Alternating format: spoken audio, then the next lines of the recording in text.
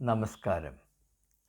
വളരെ സന്തോഷത്തോടു കൂടെയാണ് ഞാൻ ഈ വീഡിയോയുടെ ഉള്ളടക്കം നിങ്ങളുമായി പങ്കിടുന്നത്. കഴിഞ്ഞ ദിവസങ്ങളിൽ പോസ്റ്റ് ചെയ്ത ഒരു വീഡിയോ, അതിൽ കാര്യമായ തകരാറുണ്ടായിരുന്നു.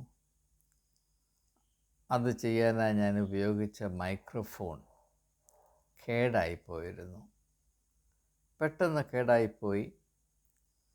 അതുകൊണ്ട് അത് റെക്കോർഡ് ചെയ്തപ്പോൾ അതിൻ്റെ സൗണ്ട് ട്രാക്ക് അല്ലെങ്കിൽ ഓഡിയോ വേണ്ടതുപോലെ പ്രവർത്തിക്കുന്നില്ല എന്നത് എനിക്ക് തിരിച്ചറിയാൻ കഴിഞ്ഞില്ല.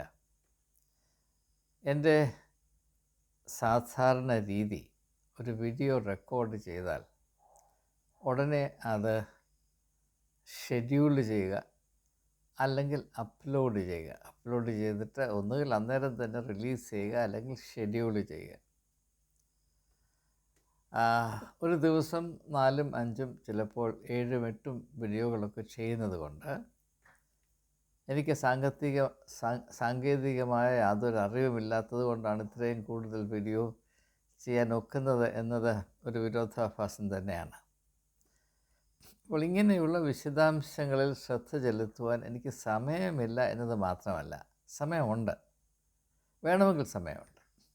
എനിക്കതിനുള്ള സാങ്കേതിക വിജ്ഞാനമില്ല, സഹായിക്കാൻ ആളുമില്ല. തന്നെയുമല്ല, വളരെ പരിമിതമായ ഉപകരണങ്ങൾ കൊണ്ടാണ് ഞാൻ ഈ ദൗത്യം നിർവഹിക്കുന്നത്. അതിൽ ഞാൻ സന്തോഷിക്കുന്നു, അഭിമാനിക്കുന്നു. അങ്ങനെ വന്നപ്പോൾ ആ വീഡിയോയിൽ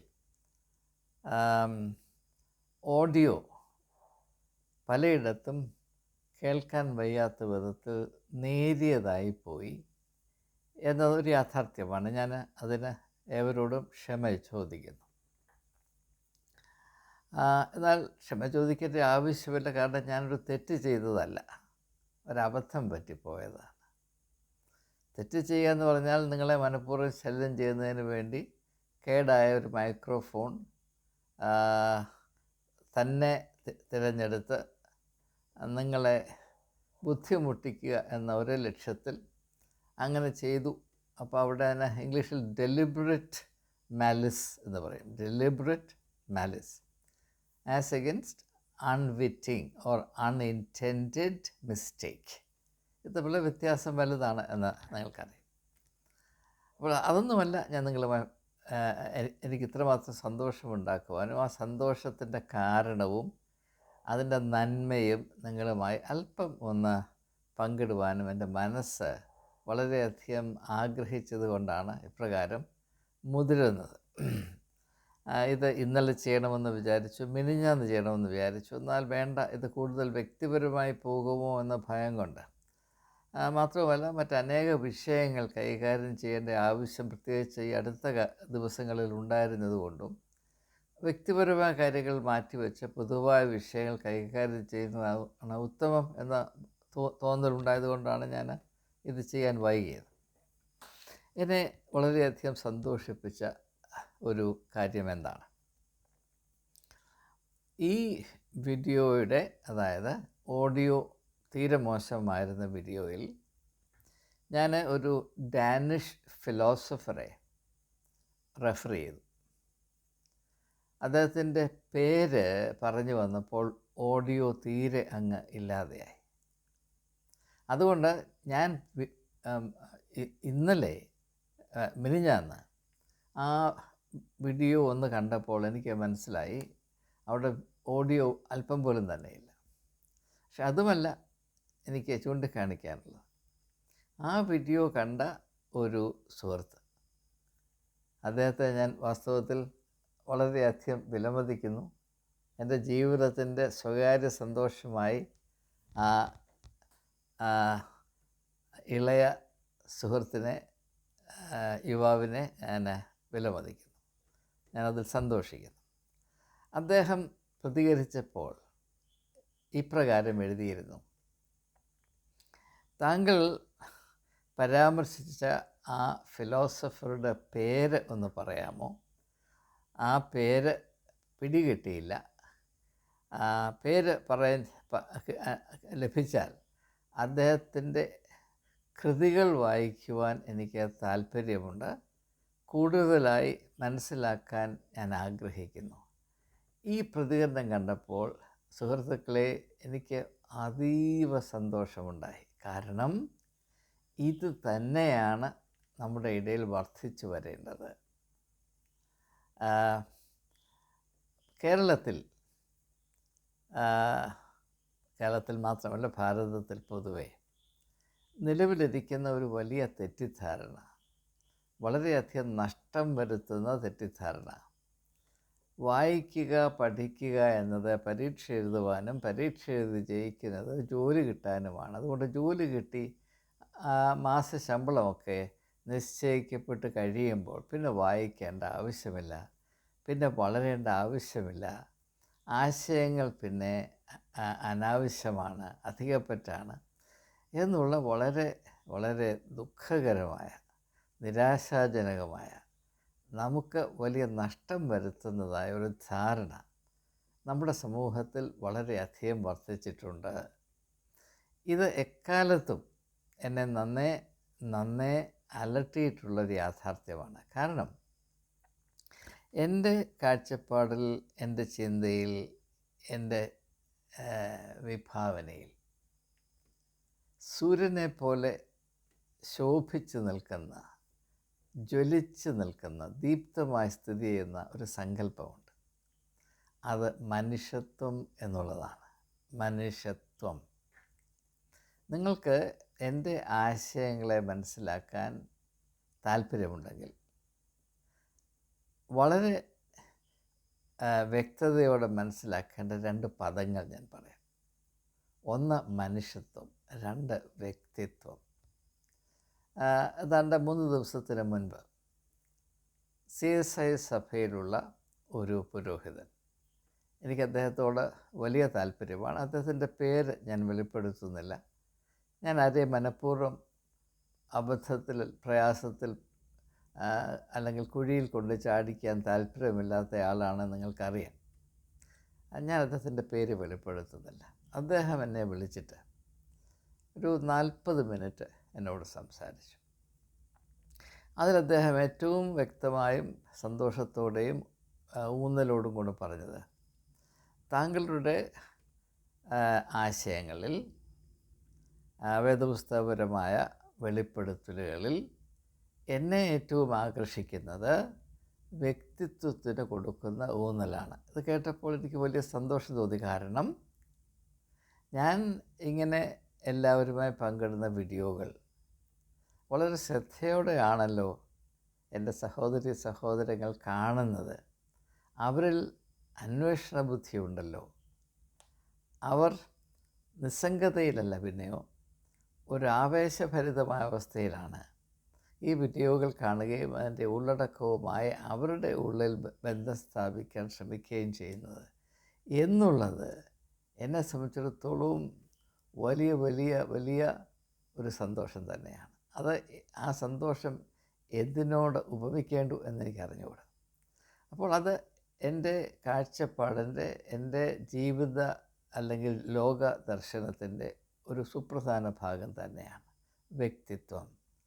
എന്നാൽ വ്യക്തിത്വം എന്നത്, അതിനെ വ്യക്തിത്വത്തെക്കാൾ ബൃഹത്തായ മറ്റൊരു ആശയം, മറ്റൊരു പ്രപഞ്ചം, ആശയപ്രപഞ്ചം എൻ്റെ കാഴ്ചപ്പാടിൽ വളരെയധികം പ്രാധാന്യം അർഹിക്കുന്നതാണ്. അത് ഇതിനോടകം നിങ്ങളിൽ ഒട്ടുമുക്കാലും ആളുകൾക്ക് മനസ്സിലായി കാണും. അത് മനുഷ്യത്വം എന്ന ആശയമാണ്. മനുഷ്യത്വം എന്ന ആശയമാണ്. ആദിയിൽ ദൈവം മനുഷ്യനെ സൃഷ്ടിച്ചു. ദൈവത്തിൻ്റെ ഏറ്റവും സുപ്രധാനമായ സൃഷ്ടി. ആകാശവും ഭൂമിയും മറ്റ് ചരാചരങ്ങളും ഒന്നുമല്ല, ഒരാശയമാണ് മനുഷ്യത്വം. അതാണ് വെളിച്ചം. ഞാൻ വെളിച്ചത്തെ മനസ്സിലാക്കുന്നത് മനുഷ്യത്വം.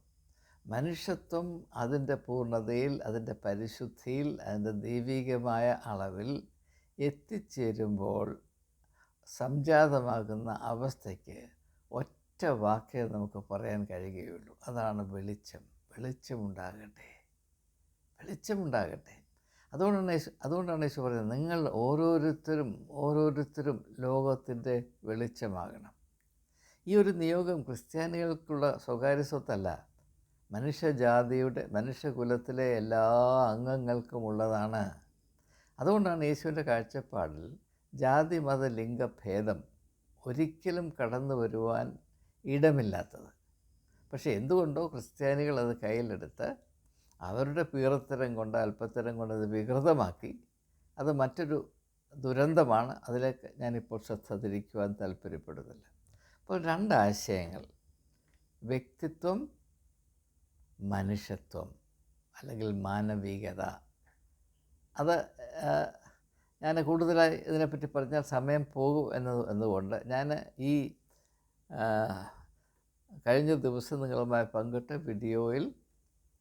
വീഡിയോയോട് പ്രതികരിച്ചുകൊണ്ട് എൻ്റെ ഈ ഇളയ സഹോദരൻ നടത്തിയ അല്ലെങ്കിൽ അവിടെ എഴുതി വെച്ച ആ പ്രസ്താവന, ഞാൻ ആ ഫിലോസഫറുടെ പേര് വെളിപ്പെടുത്തുകയാണ്. അദ്ദേഹം ഡെൻമാർക്കിൽ ജീവിച്ച് താരതമ്യേന യുവത്വത്തിൽ തന്നെ മരിച്ചുപോയ വളരെ ശ്രദ്ധേയനായ, എൻ്റെ അഭിപ്രായത്തിൽ ആരാധ്യനായ ഒരു ക്രിസ്ത്യൻ ഫിലോസഫറായിരുന്നു. അദ്ദേഹത്തിൻ്റെ പേര് സോറൻ കീർക്കെഗാഡ് എന്നാണ്. SOREN, Soren, SOREN, Soren Kierkegaard, KIERKEGAARD, Kierkegaard, Soren Kierkegaard. അദ്ദേഹം 1813 ജനിച്ച് 1855 മരിച്ചുപോയി. 1813 ജനനം, 1855 അദ്ദേഹം മരിച്ചുപോയി. അപ്പോൾ മരിക്കുമ്പോൾ അദ്ദേഹത്തിന് 42 വയസ്സുണ്ടായിരുന്നു. അദ്ദേഹം ഒരു ക്രിസ്ത്യൻ എക്സിസ്റ്റൻഷ്യൽ ഫിലോസഫറായിട്ടാണ് അറിയപ്പെടുന്നത്. അനേക ഫിലോസഫേഴ്സിനെ, ദാർശനികരെ അദ്ദേഹത്തിന് സ്വാധീനിക്കുവാൻ ഇടയായിട്ടുണ്ട്. യൂറോപ്പിൽ ഒരു കാലത്ത് വളരെയധികം ശ്രദ്ധ പിടിച്ചു പറ്റിയ എക്സിസ്റ്റൻഷ്യൽ ഫിലോസഫിയുടെ തലതൊട്ടപ്പനാണ്. അദ്ദേഹത്തിന് ശേഷമാണ് ഫ്രഞ്ച് എക്സിസ്റ്റൻഷ്യലിസ്റ്റ് ആയിരുന്ന ഓൺട്രേ മോൾറോ, ജോൺ പോൾ സാർട്സ്, ഓൾബേർ കമ്യൂ, CAMUS, കമ്യൂ, ഇങ്ങനെയുള്ളവർ അവരുടെ വലിയ വലിയ സംഭാവനകളുമായി രംഗത്ത് വരുന്നത്. പ്രസിദ്ധ റഷ്യൻ നോവലിസ്റ്റായിരുന്ന ഡോസ്റ്റോയെവ്സ്കി ഒരു പരിധിവരെ ഇദ്ദേഹത്തിൻ്റെ സ്വാധീനത്തിൽ ആശയങ്ങൾ ഉൾക്കൊള്ളുവാൻ ഇടയായിട്ടുണ്ട്.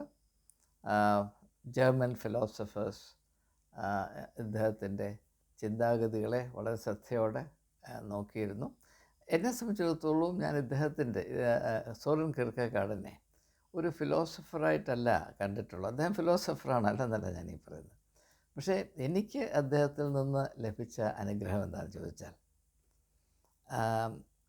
വേദപുസ്തകത്തെ സംബന്ധിച്ചുള്ള പല ആശയ സാധ്യതകളും അതിൻ്റെ ആഴങ്ങൾ മനസ്സിലാക്കുവാൻ, എല്ലാറ്റിലുമില്ല, ചില ഇടങ്ങളിൽ ആഴങ്ങൾ മനസ്സിലാക്കുവാൻ കീർക്കെഗാഡിൻ്റെ കൃതികൾ എന്നെ സഹായിച്ചിട്ടുണ്ട്. ഞാൻ ആദ്യമായി വായിച്ച പുസ്തകം ഫിയർ ആൻഡ് ട്രെംബ്ലിങ് എന്ന പുസ്തകമാണ്. Fear and trembling. അത് ഉൽപ്പത്തി പുസ്തകത്തിൽ യഹോവ അബ്രഹാമിൻ്റെ ഏകപുത്രനായ വാഗ്ദത്തപുത്രനായ ഇസഹാക്കിനെ മൊറിയ മലയിൽ കൊണ്ട് യാഗം കഴിക്കാനായി കൽപ്പിക്കുമ്പോൾ പിതാവായ അബ്രഹാം പുത്രനായ ഇസഹാക്കിനെയും കൊണ്ട് യാത്രയാകുന്ന ആ സമയത്ത് ആ അനുഭവത്തെ പറ്റിയുള്ള ഒരു വലിയ വളരെ വളരെ ശ്രദ്ധേയമായ ഒരു വിശകലനമാണ് ഫിയർ ആൻഡ് ട്രെംബ്ലിങ്. പിന്നെ ഞാൻ അദ്ദേഹത്തിൻ്റെ അടുത്തായിട്ട് വായിച്ച പുസ്തകമാണ് ട്രെയിനിങ് ഇൻ ക്രിസ്ത്യാനിറ്റി. ക്രിസ്തു മതത്തെ പറ്റിയല്ല അദ്ദേഹം പറയുന്നത്. ക്രിസ്തു മാർഗത്തിലേക്ക് നാം ആയിത്തീരുമ്പോൾ വരേണ്ട മാറ്റങ്ങൾ എന്താണ്? അത് ക്രിസ്തു മതം സ്ഥാപനവൽക്കരിക്കപ്പെടുമ്പോൾ വരുന്ന പ്രശ്നങ്ങൾ എന്താണ്? ക്രിസ്ത്യാനികളും ക്രിസ്തുവും തമ്മിലുള്ള അകലം വർദ്ധിക്കുന്നത് എങ്ങനെയാണ്? എന്നെ ആ പുസ്തകത്തിൽ ആദ്യം പിടിച്ചു കുലുക്കിയ ഒരു ചിന്ത, അദ്ദേഹം പറയുന്നത് ലോകത്തിലേക്കും ഏറ്റവും ദുഷ്കരമായ ദൗത്യം ക്രിസ്ത്യാനികളെ ക്രിസ്തുവിലേക്ക് അടുപ്പിക്കുന്നതാണ് എന്നാണ്. ശ്രദ്ധിക്കുക. According to Kierkegaard, the most difficult and dangerous mission in the world is to bring Christians closer to Christ. അപ്പോൾ അതിനോട് ഞാൻ പറയട്ടെ, സോറൻ കിർക്കെഗാർഡ് ഒരു പുരോഹിതനാകാനായി താല്പര്യപ്പെട്ട് തിയോളജി പഠിച്ചിരുന്നു. പക്ഷേ അദ്ദേഹം സഭയ്ക്കുള്ളിലുള്ള പ്രശ്നങ്ങൾ കൊണ്ട് ആ ഒരു ലൈനിൽ മുൻപോട്ട് പോയില്ല. ഫിലോസഫറായിട്ട് തന്നെ നിന്നു. അദ്ദേഹം വിവാഹം കഴിച്ചില്ല. അതിനൊക്കെ പശ്ചാത്തലങ്ങളുണ്ട്. അതിലേക്ക് ഞാനിപ്പോൾ പോകുവാൻ താല്പര്യപ്പെടുന്നില്ല. അതൊക്കെ തൻ്റെ ആദർശത്തിൻ്റെ സ്വാധീനം കൊണ്ടാണ് എന്ന് മാത്രം, അല്ലാതെ ശാരീരികമായ വൈകല്യം കൊണ്ടൊന്നുമല്ല എന്ന് മാത്രം ഞാൻ പറഞ്ഞ് ഞാൻ ആ ഭാഗം പെടുകയാണ്. അപ്പോൾ അങ്ങനെ ട്രെയിനിങ് ഇൻ ക്രിസ്ത്യാനിറ്റി. അടുത്തായിട്ട് ഞാൻ വായിച്ച പുസ്തകമാണ് ഐദർ ഓർ. അത് ആത്മീയമായ കാര്യങ്ങളിൽ വരുമ്പോൾ പുത്തൂരുത്തം, ഇത് ശരിയാണ്, അത് ശരിയാണ്, എല്ലാം ശരിയാണ്.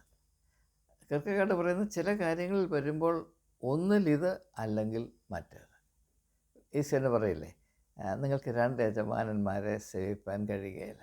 ഒന്നിൽ നിങ്ങൾ ദൈവത്തെ ആരാധിക്കും, അല്ലെങ്കിൽ നിങ്ങൾ മാമോനെ അനുസരിക്കും. രണ്ടും കൂടെ സാധ്യമല്ല. Either God or mammon, either the broad way or the narrow way, either obedience to God or disobedience to God, either life orientation or death orientation, either love or hate. ഇങ്ങനെയുള്ള ഫണ്ടമെൻ്റലായിട്ടുള്ള ഇഷ്യൂസ് വരുമ്പോൾ അവിടെ എല്ലാം ലൗദോക്യ സഭയുടെ അവസ്ഥയെപ്പറ്റി പറയുമ്പോൾ ഒന്ന് ശീതവാനുമല്ല ഉഷ്ണവാനുമല്ല, ശീതോഷ്ണവാനാകിയാൽ ഞാൻ തന്നെ എൻ്റെ വായിൽ നിന്ന് ഉമിണ്ട് കളയും. അശീതോഷ്ണവാനായിരിക്കുന്ന അവസ്ഥയാണ് ഒരിക്കലും സ്വീകരിക്കാൻ സാധ്യമല്ലാത്തതെന്നാണ് കിർക്കെഗാർഡിൻ്റെ അഭിപ്രായം. അതുകൊണ്ടാണ് ഐദർ ഓർ, ഒന്നിലിത് അല്ലെങ്കിൽ മറ്റൊന്ന് എന്ന് പറയാം. അപ്പോൾ അങ്ങനെ, എന്നാൽ എന്നെ ഏറ്റവും കൂടുതൽ സ്വാധീനിച്ചൊരു പുസ്തകമാണ് വർക്ക്സ് ഓഫ് ലവ്. അത് നിങ്ങൾ ഏവരും വായിക്കേണ്ട പുസ്തകമാണ്. അപ്പോസ്തലനായ പൗലോസ് കൊരിന്ത്യർക്ക് എഴുതിയ ലേഖനം, അതിൻ്റെ 13-ാം അധ്യായം നമുക്ക് എല്ലാവർക്കും അറിയാം. അത് സ്നേഹത്തെ പറ്റിയാണ്. അതിൻ്റെ ഓരോ വാക്കുകളും ഓരോ വാചകങ്ങളും എടുത്ത് അതിൻ്റെ അർത്ഥത്തെ വളരെ മനോഹരമായി അത്ഭുതമായി വിശ്ലേഷണം ചെയ്യുന്ന അതിമഹത്തരമായ ഒരു കൃതിയാണ് വർക്ക്സ് ഓഫ് ലവ്.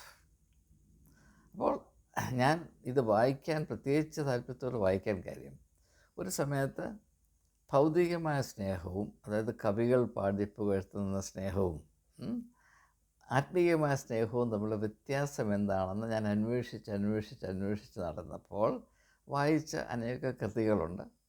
അതിലൊന്ന് റഷ്യൻ ഫിലോസഫറായിരുന്ന വ്ളാഡിമിർ സൊലോവിയോവ് എഴുതിയ മീനിങ് ഓഫ് ലവ് എന്ന പുസ്തകം. അതുപോലെ തന്നെ എറിക് ഫ്രോമിൻ്റെ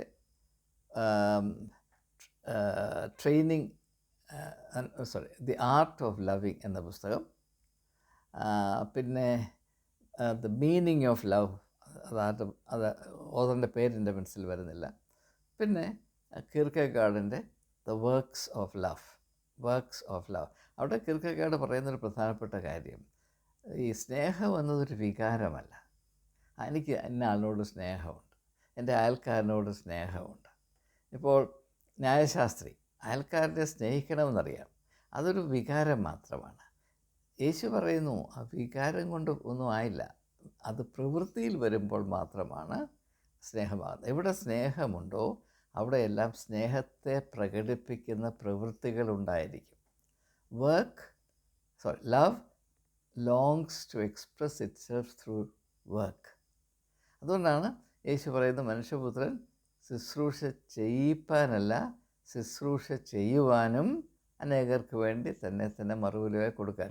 അപ്പോൾ ചെയ്യിക്കുക മാത്രമല്ല, ചെയ്യുക. എവിടെ സ്നേഹമുണ്ടോ അവിടെ സേവനമുണ്ടായിരിക്കും. അപ്പോൾ ഭാരതത്തിൽ എല്ലാവരും സമ്മതിക്കുന്ന, ഹിന്ദുക്കളും മുസ്ലിങ്ങളും ക്രിസ്ത്യാനികളും എല്ലാവരും സമ്മതിക്കുന്ന ഒരു കാര്യം, നമ്മുടെ ഏറ്റവും വലിയൊരു ബലഹീനത, ഇവിടെ ഒരു നല്ല തൊഴിൽ സംസ്കാരമില്ല, ഒരു വർക്ക് കൾച്ചറില്ല. എന്നാൽ അതല്ല പ്രശ്നം. ഭാരതത്തിൻ്റെ പ്രശ്നം, അടിസ്ഥാന പ്രശ്നം ഇവിടെ ഒരു സേവന മനോഭാവമില്ല എന്നതാണ്. സേവന മനോഭാവം ഇല്ലാത്തത് കൊണ്ടാണ് തൊഴിൽ സംസ്കാരം അല്ലെങ്കിൽ വർക്ക് കൾച്ചർ ഉണ്ടാകാത്തത്. അപ്പോൾ ഭാരതത്തിന് നന്മ വരണമെങ്കിൽ നിയമം വർദ്ധിപ്പിച്ചതുകൊണ്ടോ കൂടുതൽ പോലീസുകാരെ നിയമിച്ചുകൊണ്ടോ ശരിയാകത്തില്ല. ഇവിടെ യഥാർത്ഥത്തിൽ നന്മയുണ്ടാകണം. ഇവിടെയുള്ള ആളുകളുടെ കഴിവ് വേണ്ടതുപോലെ പ്രയോജനപ്പെടുത്തണമെങ്കിൽ അവരുടെ ഉള്ളിൽ സ്നേഹം വർദ്ധിപ്പിക്കണം. യേശുവിൻ്റെ ഏറ്റവും വലിയ ദൗത്യം ഇവിടെ മതപരമായ യാതൊരു ലേബലും ആരും കൊണ്ടുവരരുത്. അങ്ങനെയാണ് ക്രിസ്ത്യാനികൾ ഇത് വികൃതമാക്കി കളഞ്ഞത്. സ്നേഹത്തിന് മതമില്ല, കോപത്തിനും മതമില്ല, സേവനത്തിന് മതമുണ്ടാകരുത്. അപ്പോൾ ലോകത്തിന് നന്മയ്ക്കായി യേശു തൻ്റെ പരസ്യ ശുശ്രൂഷ നിർവഹിച്ചപ്പോൾ അതിൽ കൂടെ യേശു വിഭാവന ചെയ്ത മാറ്റം, മനുഷ്യ സ്വഭാവം ഇപ്പോൾ വെറുപ്പിലും വൈരാഗ്യത്തിലും ബലപ്രയോഗത്തിലും ആശ്രയിച്ച് നിൽക്കുന്നു. അങ്ങനെ ഇരിക്കുമ്പോൾ ആർക്കും സേവനം ചെയ്യാൻ താല്പര്യമുണ്ടാകുകയില്ല. എല്ലാവരും എന്നെ സേവിക്കണം എന്ന ചിന്ത മാത്രമേ ഉണ്ടാകുകയുള്ളൂ. അങ്ങനെ വരുമ്പോൾ ആർക്കും ആരെയും കൊണ്ടും ഒരു ഗുണം ഉണ്ടാകുകയില്ല എന്ന് മാത്രമല്ല, എല്ലാവർക്കും എല്ലാവരെയും കൊണ്ടും ശല്യം ഉണ്ടാകും. ആ കണ്ണിക്കൂടെ നോക്കുമ്പോൾ എല്ലാവരും ശത്രുക്കളാണ്. അതുകൊണ്ടാണ് യേശു പറഞ്ഞത്, നിങ്ങൾ ശത്രുക്കളെ സ്നേഹിപ്പീൻ. അതിൻ്റെ അർത്ഥം, നിങ്ങൾ ഇന്നയാളെ ശത്രുവായി അല്ലെങ്കിൽ ഇന്ന വ്യക്തികളെ ശത്രുക്കളായി കാണാൻ കാര്യം നിങ്ങളുടെ ഉള്ളിൽ സ്നേഹമില്ലാത്തത് കൊണ്ട് ഒരിക്കലും സേവന മനോഭാവത്തോടുകൂടെ മറ്റുള്ളവരെ സമീപിക്കാൻ കഴിയാത്തത് കൊണ്ടും, അങ്ങനെ സമീപിക്കാത്തത് കൊണ്ട് നിങ്ങൾ അകൽച്ചയുടെ ആ അന്യത്വത്തിൽ കഴിയുമ്പോൾ ദൂരെ നിന്ന് ആരെ നോക്കിയാലും സംശയത്തിൻ്റെ കണ്ണിൽ കൂടെ മാത്രമേ നോക്കാൻ കഴിയുകയുള്ളൂ. അതുകൊണ്ട് അവരെല്ലാം ശത്രുക്കളാണ്. ഇത് മനസ്സിലാകുന്നതിന് വേണ്ടി ഇപ്പോൾ കേരളത്തിൽ സിറോ മലബാർ സഭയുടെ നേതാക്കന്മാർ പ്രത്യേകിച്ച് മുസ്ലിങ്ങൾ മുഴുവനും ക്രിസ്ത്യാനികളുടെ ശത്രുക്കളാണ് എന്ന് പറയുന്നു. അപ്പോൾ അവരെ ബോയ്ക്കോട്ട് ചെയ്യണം, ഇക്കണോമിക് ബോയ്ക്കോട്ട് വേണം, അവരുമായി ഒരു വിധത്തിലും സഹകരിക്കരുത്, അവരെ ശത്രുക്കളായി കാണണം, അവരോട് ആകുന്നത്രയും എന്താണ് പറയുന്നത്, അമർഷം മനസ്സിൽ വച്ചു പുലർത്തണം. ഇങ്ങനെയൊക്കെ പഠിപ്പിച്ചിട്ടുണ്ട്. വലിയ പ്രേരണ. ഇപ്പം കേരള സ്റ്റോറിയൊക്കെ അങ്ങ് സ്ക്രീൻ ചെയ്ത് അങ്ങ് ആളുകളെ സ്വർഗത്തിൽ കൊണ്ടുപോകാനായിട്ടിരിക്കുകയല്ലേ.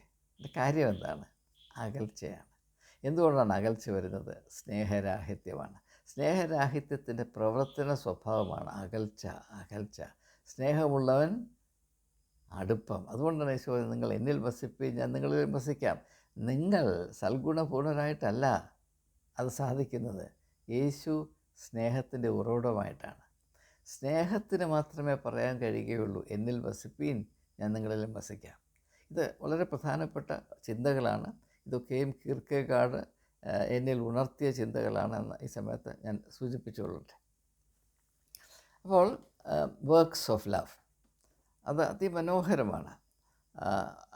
അതുപോലെ എന്നാൽ കീർക്കെഗാഡിനെ നിങ്ങൾക്ക് വായിക്കാൻ താല്പര്യമുണ്ടെങ്കിൽ, എൻ്റെ ഈ സഹോദരൻ വായിക്കാൻ താല്പര്യമുണ്ടെന്ന് പറഞ്ഞതുകൊണ്ടാണ് ഇങ്ങനെയുള്ള കാര്യങ്ങൾ ഞാനൊന്ന് സൂചിപ്പിക്കുന്നത്.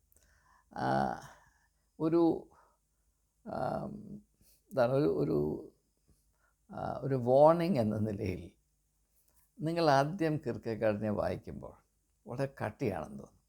എനിക്കങ്ങനെ തോന്നി, അതുകൊണ്ടാണ് ഈ പറഞ്ഞത്.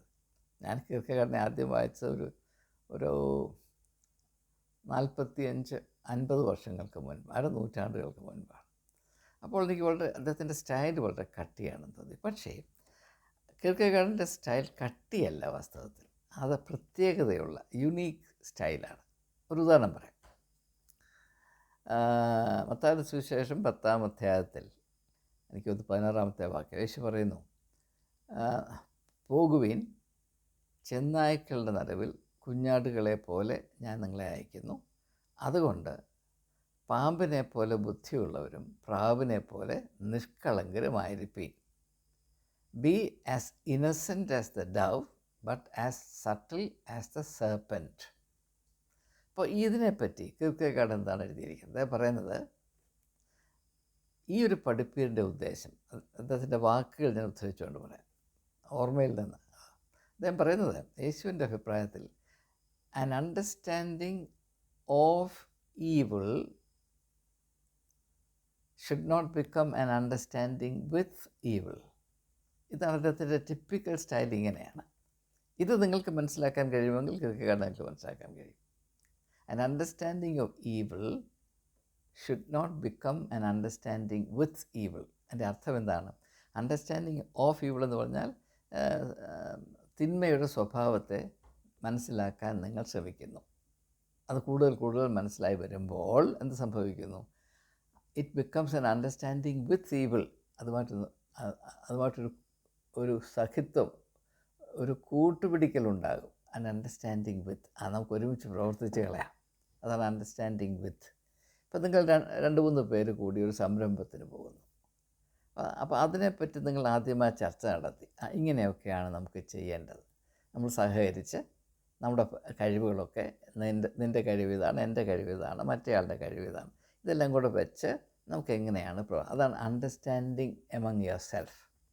അപ്പോൾ understanding of evil is at risk of becoming understanding with evil. അതിനോടങ്ങ് താതാത്മ്യം പ്രാപിച്ചങ്ങ് പോകും.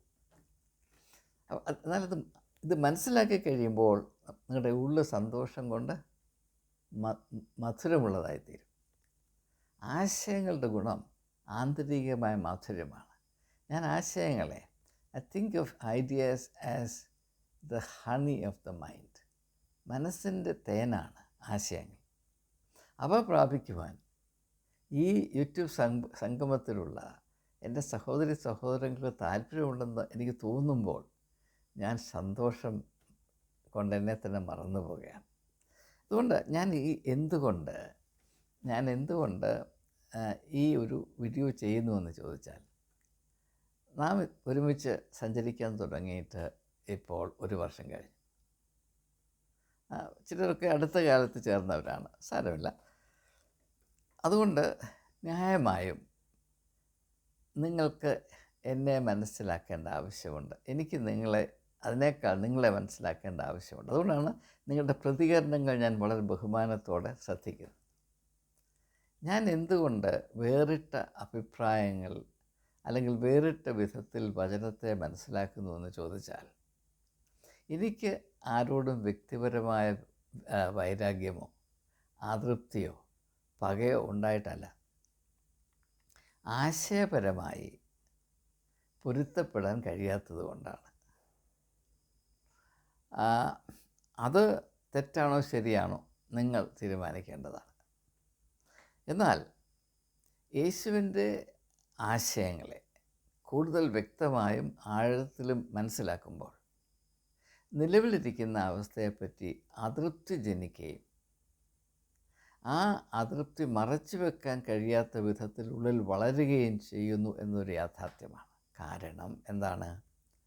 നമുക്ക് മെച്ചമായ ഒരവസ്ഥയെപ്പറ്റി ബോധമില്ല എങ്കിൽ ഈ നീചമായ അവസ്ഥയിൽ തുടരുന്നതിന് യാതൊരു വിമിഷ്ടവും അനുഭവിക്കേണ്ടി വരികയില്ല. പക്ഷെ കുറച്ചുകൂടെ മെച്ചമായ ഒരു സാധ്യതയുണ്ട് എന്ന് നാം തിരിച്ചറിയുമ്പോൾ ഇപ്പോഴായിരിക്കുന്ന അവസ്ഥയെപ്പറ്റി ന്യായമായും നമ്മുടെ ഉള്ളിലൊരു വലിയ ശ്വാസം മുട്ടൽ നാം അനുഭവിക്കും. അതുകൊണ്ട് ആ ഒരു തട്ടത്തിലേക്ക് നമുക്ക് ഉയരാൻ കഴിയണം എന്ന അടക്കാനാവാത്ത ദാഹം നമ്മെ എപ്പോഴും ഭരിച്ചുകൊണ്ടിരിക്കും. അതാണ് ഞാൻ വഹിച്ചുകൊണ്ട് നടക്കുന്ന വലിയ ആഹ്ലാദം നൽകുന്ന ഭാരം. The most joyful burden in my life. ഇത് നിങ്ങൾ മനസ്സിലാക്കണം. സഭകൾ മനുഷ്യരെ ചിന്തിക്കുവാനും അന്വേഷിക്കുവാനും അനുവദിക്കാത്തതിൻ്റെ കാര്യം അവരുടെ ഇടയിൽ ഇങ്ങനെയുള്ള പരിശുദ്ധമായ ഒരു ശ്വാസം മുട്ടൽ, a holy unrest, a holy suffocation ഒരിക്കലും ഉണ്ടാകരുത് എന്നത് വിചാരിച്ചിട്ടാണ്. എന്നാൽ നാം ആയിരിക്കുന്ന അവസ്ഥയിൽ നിന്ന് മുൻപോട്ട് പോകണമെങ്കിൽ ഈ പരിശുദ്ധമായ ശ്വാസം മുട്ടൽ ആവശ്യമാണ്. ഇപ്പോൾ കിടക്കുന്നത് പോലെ കിടക്കാനാണ്. ഇപ്പോൾ മർക്കോസിൻ്റെ സുവിശേഷം 2-ാം അധ്യായത്തിൽ ഒരു പക്ഷവാത രോഗി ഒരു കിടക്കയിൽ കിടക്കുന്നു, അവനെ 4 പേർ എടുത്തുകൊണ്ട് നടക്കുന്നു. അതേ അവസ്ഥയിൽ തുടരാനാണെങ്കിൽ യേശുവിൻ്റെ അടുത്ത് വരേണ്ട ആവശ്യമില്ല.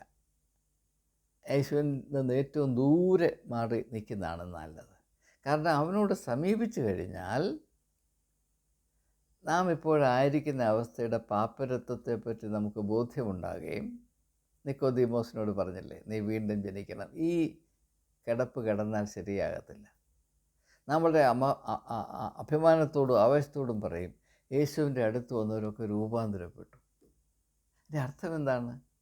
യേശുവിൻ്റെ അടുത്ത് വരിക, യേശുവിലാകുക എന്ന് പറഞ്ഞാൽ നാം ഇപ്പോഴേത് അവസ്ഥയിലാകുന്നു അതിൻ്റെ പാപ്പരത്വം, അതിൻ്റെ പൊള്ളത്തരം, അതിലടങ്ങിയിരിക്കുന്ന ആത്മീയമായ ക്ഷാമം, പട്ടിണി, ദാരിദ്ര്യം തിരിച്ചറിഞ്ഞിട്ട് ആ വലിയ വിരുന്നിലേക്ക്, ആത്മീയ സാധ്യതകളുടെ, മനുഷ്യത്വത്തിൻ്റെ വെളിച്ചം തിങ്ങി നിൽക്കുന്ന ആത്മീയമായ സാധ്യതകളിലേക്ക് ഒന്ന് മുന്നോട്ട് പോകുവാൻ ഇടയാകുന്ന അതുല്യമായ സന്തോഷത്തിൻ്റെയും ആവേശത്തിൻ്റെയും ഉടമസ്ഥത അല്ലെങ്കിൽ അവകാശം നമുക്ക് ആ സമയത്ത് ലഭിക്കുകയാണ്. എന്നാൽ അതിൽ മുൻപോട്ട് പോകേണ്ട ആവശ്യമുണ്ട്. ഒരു ദിവസം ആരംഭിച്ചു, ആരംഭം അവസാനമാകരുത്. നമുക്ക് മുൻപോട്ട് പോകണം, ആത്മാവിൽ വളരണം, യേശുവിനോടുള്ള ആ ബന്ധത്തിൽ വളരണം. അങ്ങനെ വളരുമ്പോൾ നാം ഫലം കായ്ക്കും. അങ്ങനെ ഫലം കായ്ക്കുന്നവരുടെ ജീവിതം കൂടുതൽ ധന്യമായി തീരും, അവർ മറ്റുള്ളവരുടെ ജീവിതത്തിൽ അനുഗ്രഹമായി തീരും. ഇത് നമുക്കറിയാവുന്ന കാര്യങ്ങൾ ഞാൻ വിശദീകരിക്കുന്നില്ല. അപ്പോൾ ഏതായാലും ഞാൻ പരാമർശിച്ച ഫിലോസഫറുടെ പേര് വളരെ താല്പര്യത്തോടെ അന്വേഷിച്ച ആ സഹോദരനോടുള്ള എൻ്റെ സ്നേഹവും സന്തോഷവും ഞാൻ വെളിപ്പെടുത്തുന്നു. കീർക്കെഗാഡ് എൻ്റെ ചെറുപ്പത്തിൽ എൻ്റെ ചിന്തകളെ വളരെയധികം സ്വാധീനിച്ച ഒരു എഴുത്തുകാരനാണ്. അതുകൊണ്ട് ഞാൻ വായിച്ച, ഞാൻ എന്താണ് പറയുന്നത്, അമൃത് പോലെ ആഹരിച്ച ആശയങ്ങളുടെ ഉറവിടങ്ങൾ നിങ്ങൾ മനസ്സിലാകുമ്പോൾ ഒരു പക്ഷേ എന്തുകൊണ്ട് എൻ്റെ ചിന്താഗതികൾ അല്പം വേറിട്ടതാണ് എന്നതിനെപ്പറ്റി വെളിപ്പെട്ട് വരും എന്നതുകൊണ്ടാണ് ഞാനിത് പറയുന്നത്. ഞാൻ വീണ്ടും നിങ്ങളോട് പറയുന്നു, നിങ്ങൾ ഇപ്രകാരമുള്ള താല്പര്യം മാത്രമല്ല ആവേശങ്ങളുള്ളതുകൊണ്ട് ഞാൻ സർവശക്തനായ ദൈവത്തെ സ്തുതിക്കുന്നു. ഇത് എൻ്റെ ജീവിതത്തിലെ ഒരുപക്ഷെ ഏറ്റവും വലിയ സന്തോഷമാണ് എന്നുകൂടെ സൂചിപ്പിച്ചുകൊണ്ട് വാക്കുകൾ ഉപസംഹരിക്കുന്നു. Soren Kierkegaard, Dutch philosopher, lived in the 19th century. അദ്ദേഹത്തിൻ്റെ അതിമനോഹരമായ ആശയങ്ങളടങ്ങുന്ന അനേക കൃതികൾ. അദ്ദേഹത്തിൻ്റെ ഏറ്റവും പ്രധാനപ്പെട്ട ഒരു ചിന്ത എന്താണെന്ന് ചോദിച്ചാൽ, സാധാരണ ക്രിസ്ത്യാനികളുടെ ഇടയിൽ ഒരു സമൂഹത്തെയാണ് ശ്രദ്ധിക്കുന്നത്, സഭ. അതിൽ നിന്ന് കേന്ദ്രബിന്ദു, അതിൽ നിന്ന് ശ്രദ്ധ മാറ്റി വ്യക്തിയുടെ അവസ്ഥ, the predicament of the individual, ഓരോ വ്യക്തിക്കും കൈകാര്യം ചെയ്യേണ്ട അവൻ്റെ ജീവിത അവസ്ഥ, അതിലടങ്ങിയിരിക്കുന്ന സാധ്യതകൾ, അതിനാവശ്യമായ ആത്മീയമായ പോഷണങ്ങൾ, ആശയപരമായ കൈത്താങ്ങലുകൾ, ഈ ഒരു വലിയ മാറ്റമാണ്. അതുകൊണ്ട് അദ്ദേഹത്തെ ഒരു ഇൻഡിവിജ്വലിസ്റ്റിക് ഫിലോസഫർ എന്ന് പറയുന്നുണ്ട്. അത് തെറ്റല്ല. എന്നാൽ അങ്ങനെയുള്ള ഒരു പരിഗണന ആവശ്യമാണ്. കാരണം യേശു വ്യക്തികളെ, സമൂഹത്തെ അഡ്രസ്സ് ചെയ്യുന്നതിനേക്കാൾ വാസ്തവത്തിൽ വ്യക്തികളെ കേന്ദ്രീകരിച്ചാണ് തൻ്റെ ശുശ്രൂഷ നടത്തിയിട്ടുള്ളത്. കാരണം ഒരു സമൂഹത്തിൻ്റെ ഏറ്റവും ബേസിക് യൂണിറ്റ് ഒരു വ്യക്തിയാണ്. വ്യക്തി നന്നാടത്തോളം കാലം സമൂഹം നന്നാകുകയില്ല. സമൂഹം നന്നാടത്തോളം കാലം രാഷ്ട്രീയമോ നന്നാകുകയില്ല. അപ്പോൾ വളരെ വ്യക്തമാണ് the predicament of the individual. Existence എന്ന് പറയുന്നത് it is centred on the individual. അതുകൊണ്ടാണ് എക്സിസ്റ്റൻഷ്യലിസം,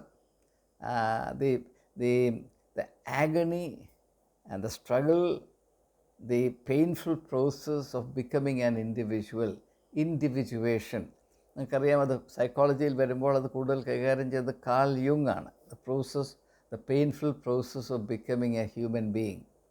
ഇൻഡിവിജ്വേഷൻ, കാൾ യുങ്. ഫിലോസഫിയിൽ അത് ഏറ്റവും കൂടുതൽ കൈകാര്യം ചെയ്തത് കിർക്കെഗാഡാണ്. അദ്ദേഹം മാത്രമല്ല, അദ്ദേഹമാണ്. സാഹിത്യത്തിൽ എൻ്റെ അഭിപ്രായത്തിൽ അത് ഏറ്റവും കൂടുതൽ കൈകാര്യം ചെയ്തത് ഡോസ്റ്റോയെവ്സ്കിയാണ്.